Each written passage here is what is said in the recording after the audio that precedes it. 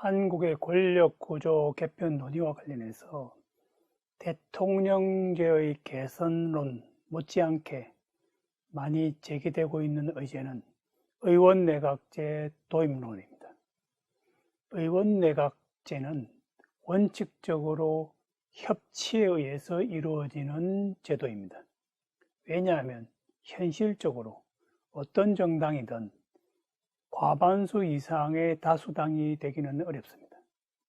의원내각제는 의회의 다수당이 내각을 수립하고 행정부를 이끄는 제도이기 때문에 의회 선거가 유일하며 결정적입니다. 그런데 현실 선거에서는 어떠한 정당도 과반수를 얻기가 쉽지 않습니다. 그 결과 내각을 수립하기 위해서는 2개 이상의 정당들이 연정을 수립해야 됩니다. 경우에 따라서는 3개 정당, 4개 정당, 이탈리아의 경우에는 5개의 정당이 연정을 수립한 경우도 있습니다. 그렇기 때문에 어떠한 정당도 1개의 정당이 통치 권력을 가지는 것이 아니라 다수의 정당이 참여하는 연정 수립이 필요하게 되고요. 이것이 협치의 정신에 부합한다라고 볼 수 있습니다. 가장 이상적인 협치를 하고 있는 나라는 스위스입니다. 스위스의 경우에는 아주 극단적인 정당을 제외한 모든 정당들이 함께 연정을 수립합니다. 그렇기 때문에 스위스에서 내각에 참여하고 있는 정당들은 전체 선거에서의 득표율 거의 70 내지 80%에 달하고 있습니다. 이것은 다시 말하자면 국민의 거의 대부분의 의사가 연정에 반영되고 있다는 것이죠. 한국은 다당제 출현이 필요한 사회 구조를 가지고 있습니다. 그리고 그러한 시점이 되었습니다. 왜냐하면 한국 사회가 그동안 상당히 다원화되었음에도 불구하고 여전히 양당제에 의해서 국민들의 이익과 이념이 반영되고 있기 때문이죠. 즉 다시 말해서 한국 사회는 이렇게 복잡하고 다원적인데 과연 2개의 정당이 이러한 국민들의 선호를 충분히 담아낼 수 있을까요? 어려운 것이죠. 그래서 이념적으로 서로 다른 정당, 그리고 현재 한국 사회에서 보여주고 있는 그런 지역적인 균열 등을 반영할 수 있는 그런 정당들이 필요하고요. 경우에 따라서는 세대, 성별에 따른 반영도 필요할 것입니다. 또 우리가 만일 통일 이유를 생각한다면 보다 더 많은 정당이 필요할 것입니다. 아마 북한 주민의 이익을 반영할 수 있는 정당이 필요할지도 모릅니다. 이렇게 생각한다면 통일을 대비하는 차원에서도 다당제가 출현하는 것이 한국 민주주의를 위해서 바람직하다라고 봅니다. 정당은 무엇보다도 사회의 갈등을 정치권으로 이끌어내어서 해결하는 그런 역할을 하고 있습니다. 그렇기 때문에 정당이 사회적 이익과 관심을 충분히 반영하지 못한다면 사회적 갈등은 국민들 간에 스스로 해결해야 되는 그런 문제점을 초래하는 것이죠. 다당제에 기반한 의원내각제는 대통령제에 비한 장점을 가지고 있습니다. 왜냐하면 대통령제는 승자 독식의 제로섬 게임입니다. 비록 다수당이 아니더라도 대통령 선거에서 이기게 되면 상당한 권력을 확보하게 되는 것이죠. 따라서 한국의 정당은 대통령 선거에서 이기기 위해서 사생결단하는 모습을 종종 보이기도 합니다. 반면에 의원내각제에서는 소수 정당도 연정에 참여할 수 있기 때문에 선거에서 최대한 승리할 수 있는 노력을 할 뿐이지 꼭 반드시 이겨야 되는 것은 아닙니다. 소수 정당이라도 권력을 획득하고 참여할 수 있습니다. 의원내각제의 또 다른 장점은 의회와 행정부가 융합되어 있다는 것입니다. 대통령제의 관점에서 보면 융합은 별로 바람직한 구조가 아닙니다. 오히려 의회와 행정부는 분립이 되고 견제해야 한다는 것이 대통령제적인 관점입니다. 그러나 의원내각제는 이러한 융합을 협력으로 보고 있습니다. 그렇기 때문에 의원내각제에서는 국정 운영이 신속하고 효율적이라고 보는 것이죠. 다시 말씀드리면 의원내각제에서는 의원이 장관이 되기 때문에 의회 선거에서 자신들이 공약한 정책들을 내각에 직접 참여해서 실천하는 그러한 노력을 하게 됩니다.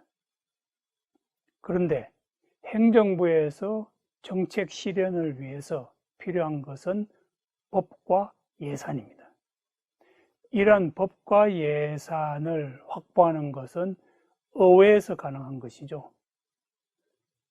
따라서 장관직을 맡고 있는 의회는 언제든지 의회로 가서 정책 실행에 필요한 법률을 만들어내고 또 예산을 따올 수 있는 것입니다. 이러한 관점에서 본다면 의회와 행정부의 융합 구조가 결코 부정적인 것이 아니라 긍정적으로 활용할 수 있다는 것을 알 수 있습니다. 또한 의회와 행정부가 긴밀하게 연결되어 있기 때문에 책임 정치를 할 수 있습니다. 즉, 내각은 의회의 신임에 의존하고 있기 때문에 의회가 내각을 불신임하게 되면 언제든지 해체될 수 있습니다. 따라서 내각은 의회의 과반수의 지지를 받기 위해서 끊임없이 노력하고 의회가 반대하는 그러한 정책을 추진하지는 않습니다. 의회가 국민의 대표라는 관점에서 본다면 의회의 신임을 존중한다는 것은 국민의 의사를 존중한다는 것과 같은 것이죠. 또 이처럼 의원내각제에서는 정당이 중요하기 때문에 정당은 국정 운영의 핵심 주체가 되고 있습니다. 그리고 정당 정치의 발전에 큰 도움이 됩니다. 많은 정치 지망생들이 꼭 반드시 양대 정당에만 가입할 필요는 없습니다. 왜냐하면 소수 정당들도 언제든지 연정 수립을 통해서 국정에 참여할 수 있기 때문에 많은 정치 지망생들이 큰 정당, 작은 정당, 어떠한 정당이든 자신의 정치적 선호가 맞다면 참여하고 있습니다. 그렇기 때문에 대통령제에서는 양대 정당만이 발전하는 기형적인 모습을 보이는 반면에 의원내각제에서는 크고 작은 정당들이 고루 발전하는 그런 균형적이고 건전한 모습을 보이고 있고, 이것은 정당 정치의 발전에 큰 도움이 되고 있습니다. 따라서 의원내각제에서는 초기에는 소수 정당이었지만 점차 발전하여 양대 정당으로 크는 경우도 있고요. 또 양대 정당이 점차 국민의 지지를 받지 못해서 소수 정당으로 전락하는 경우도 있습니다. 그렇기 때문에 정당 간의 경쟁이 치열하고 그러한 과정 속에서 정당들은 자신들의 발전을 위해서 많은 노력을 하고 있습니다. 그럼에도 불구하고 의원 내각제가 가지고 있는 단점도 있습니다. 무엇보다도 정당 정치가 카르텔화가 될 수 있는데요.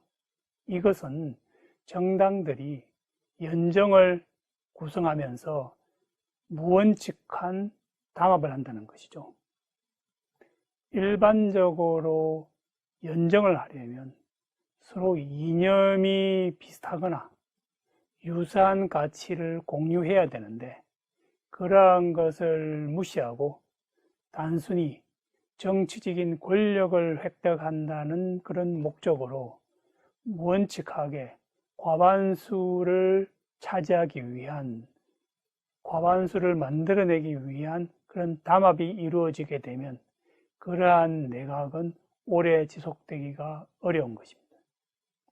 한국 사회에서는 정당들 간의 담합, 그리고 철새 정치인이라고 하는 현상이 종종 발생하기 때문에 국민들이 정당에 대한 원칙적인 신뢰가 부족한 상황이고 정당 정치의 카르텔화를 우려하고 있습니다. 이러한 단점이 의원 내각제를 한국 사회에 도입하는 것을 막는 요인이 되고 있습니다. 의원 내각제의 또 다른 단점은 바로 전국의 불안정입니다. 정당이 난립하게 될 경우에는 내각이 자주 교체되는 것이죠.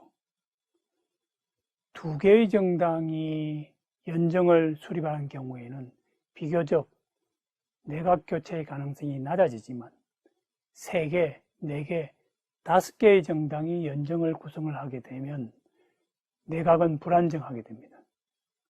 그리하여 이탈리아, 일본의 경우에는 거의 1년 주기로 내각이 교체되는 현상을 볼 수 있습니다. 이러한 전국 불안정은 의원 내각제의 핵심적인 단점이기 때문에 많은 해결책이 논의되고 실행되고 있습니다. 예를 들면 소수 정당의 진입 장벽을 설치하는 것입니다. 그리하여 어떠한 정당도 예를 들어 선거에서 유권자들의 지지를 3% 혹은 5%라고 하는 장벽을 넘지 못할 경우에는 원내에 진출할 수 없도록 하는 것입니다.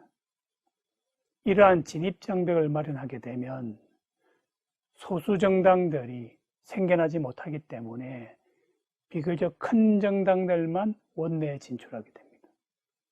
따라서 진입 장벽이 있는 선거에서는 일반적으로 4개의 정당에서 6개의 정당 정도가 원내에 진출하게 됩니다. 또 다른 해결책은 독일에서 실행하고 있는 건설적 불신임제입니다. 이것은 총리를 불신임하고 내각을 해체할 경우에 새로운 총리를 임명해야 된다는 것을 전제로 하는 것입니다. 일반적으로 내각의 불신임이라고 하는 것은 다수당인 집권당의 내부에서 반대표가 나왔다는 것이죠. 이들은 현재의 총리에 대해서 불만은 있지만 그렇다고 해서 야당이 새롭게 권력을 잡는 것도 반대합니다.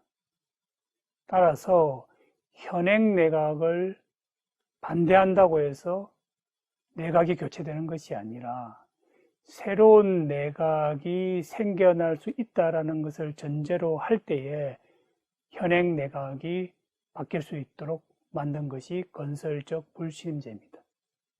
이러한 제도로 인해서 독일의 경우에는 총리가 오랫동안 집권하는 경우가 많습니다. 메르켈 총리, 콜 총리의 경우에는 16년간 집권했습니다. 따라서 내각 책임제는 내각의 교체가 잦고 따라서 전국이 불안정하다라고 하는 단점은 이런 해결책들을 통해서 해소할 수 있다라는 그런 의견이 있습니다. 내용을 요약하자면 한국에서는 권위주의 체제에서 민주주의로 이행하는 과정이 평화적으로 이루어졌습니다. 1987년 6월 항쟁은 민주화의 발단이 되었고 전국적인 민주화 요구에 군부 정권의 권력 엘리트는 강경파와 온건파로 분열되었으며 개혁파는 정치적 자유화로 대응하였습니다. 직선제 개헌을 통해 실시된 대통령 선거에서 집권정당의 후보가 당선되었습니다. 그 대선 승리 요인으로는 개혁파가 자유주의적 이미지를 내세울 수 있었고 야당이 분열하였으며 집권정당이 정치 자금과 언론 동원에 유리한 고지를 점하였습니다. 한국의 민주화가 평화적으로 진행하였던 또 다른 요인은 중산층의 형성입니다. 고도의 산업화로 인하여 생겨난 중산층은 자유와 민주주의를 갈망하는 사회 세력이 되었고 민주화를 적극 지지하였습니다. 민주주의 발전을 위한 향후 과제로는 시민사회의 성장, 지역주의의 극복, 권력구조의 개편 등이 있습니다.